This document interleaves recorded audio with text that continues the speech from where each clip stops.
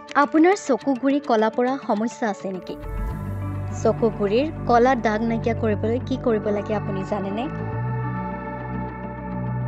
যদি নাজানে, জানি লওক আজি আমাৰ এই বিশেষ প্ৰতিবেদনৰ দ্বাৰা। চকুৰ গুৰিৰ কলা দাগ নাইকিয়া কৰিবলৈ প্ৰতিগৰাকী লোকেই নিজৰ যতন ল'ব লাগে। দৈনিক 10ৰ পৰা 12 গিলাচ পানী খাব লাগে।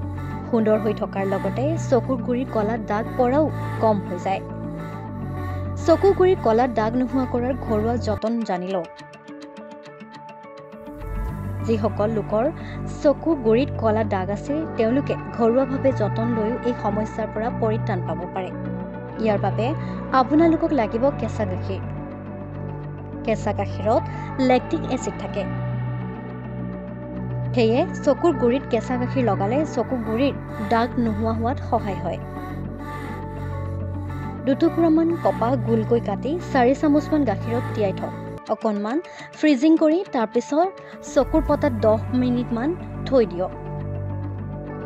এনেদৰে দৈনিক লগালে চকুৰ গুৰিত কলা পৰা সমস্যা ক্ৰমাৎ কম হৈ যায়। এইবোৰৰ উপৰিও প্ৰতিগৰাকী লোকেই দৈনিক 8 ঘণ্টা টোপনি লোৱাটো স্বাস্থ্যৰ বাবে অতি জৰুৰী।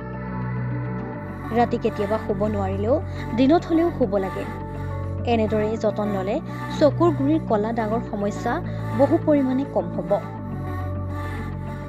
এটা কেঁচা আলু লওক। কেঁচা আলুটোৰ ভিতৰৰ অংশ মিহি মিহিকৈ আপুনি এখন ৰুকনিত ৰুকি লওক। ৰুকি লোৱা সেই আলুখিনি লাহেকৈ চেপি আপুনি আলুৰ ৰসখিনিও লগাব পাৰে, নহ'লে আপুনি আলুৰ সেই মিহি যিদৰে ৰুকি লৈছিলে সেই ৰুকি লোৱা আলুৰ অংশখিনিও চকুৰ পতাত আপোনাৰ চকু কলা হোৱাৰ চকু গুৰিত আপুনি লগাই থ'ব পাৰে 10ৰ পৰা 15 মিনিট। এনেদৰে আপুনি সপ্তাহত 3 দিন কৰিলেও আপোনাৰ চকু কলা পৰা দাগ বহু পৰিমাণে নাইকিয়া হ'ব। আপোনাৰ চকু গুৰি কলা পৰা সমস্যা আছে নেকি? চকু গুৰিৰ কলা দাগ নাইকিয়া কৰিবলৈ কি কৰিব লাগে আপুনি জানেনে? যদি নাজানে, জানি লওক আজি আমাৰ এই বিশেষ প্ৰতিবেদনৰ দ্বাৰা। চকুৰ গুৰিৰ কলা দাগ নাইকিয়া কৰিবলৈ প্ৰতিগৰাকী লোকেই নিজৰ যতন ল'ব লাগে। দৈনিক 10ৰ পৰা 12 গিলাচ পানী খাব লাগে। সুন্দৰ হৈ থকাৰ লগতে চকুৰ গুৰিৰ কলা দাগ পৰাও কম হৈ যায়। চকু গুৰিৰ কলা দাগ নোহোৱা কৰাৰ ঘৰুৱা যতন জানি লওক। যিসকল লোকৰ চকু গুৰিত কলা দাগ আছে তেওঁলোকে ঘৰুৱাভাৱে যতন লৈও এই সমস্যাৰ পৰা পৰিত্ৰাণ পাব পাৰে। ইয়াৰ বাবে আপোনালোকক লাগিব কেঁচা গাখীৰ। কেঁচা গাখীৰত লেক্টিক এচিড থাকে। সেয়ে চকুৰ গুৰিত কেঁচা গাখীৰ লগালে চকু গুৰিৰ দাগ নোহোৱা হোৱাত সহায় হয়। 2 টুকুৰামান কপাহ গোলকৈ কাটি 4 চামুচমান গাখীৰত তিয়াই থওক। অকণমান ফ্ৰিজিং কৰি তাৰপিছত চকুৰ পতাত 10 মিনিটমান থৈ দিয়ক। এনেদৰে দৈনিক লগালে চকুৰ গুৰিত কলা পৰা সমস্যা ক্ৰমাৎ কম হৈ যায়। এইবোৰৰ উপৰিও প্ৰতিগৰাকী লোকেই দৈনিক 8 ঘণ্টা টোপনি লোৱাটো স্বাস্থ্যৰ বাবে অতি জৰুৰী।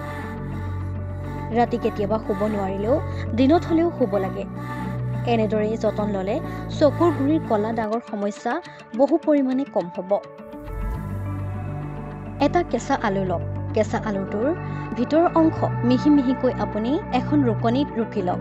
ৰুকি লোৱা সেই আলুখিনি লাহেকৈ চেপি আপুনি আলুৰ ৰসখিনিও লগাব পাৰে, নহ'লে আপুনি আলুৰ সেই মিহি যিদৰে ৰুকি লৈছিলে সেই ৰুকি লোৱা আলুৰ অংশখিনিও চকুৰ পতাত আপোনাৰ চকু কলা হোৱাৰ চকু গুৰিত আপুনি লগাই থ'ব পাৰে 10ৰ পৰা 15 মিনিট।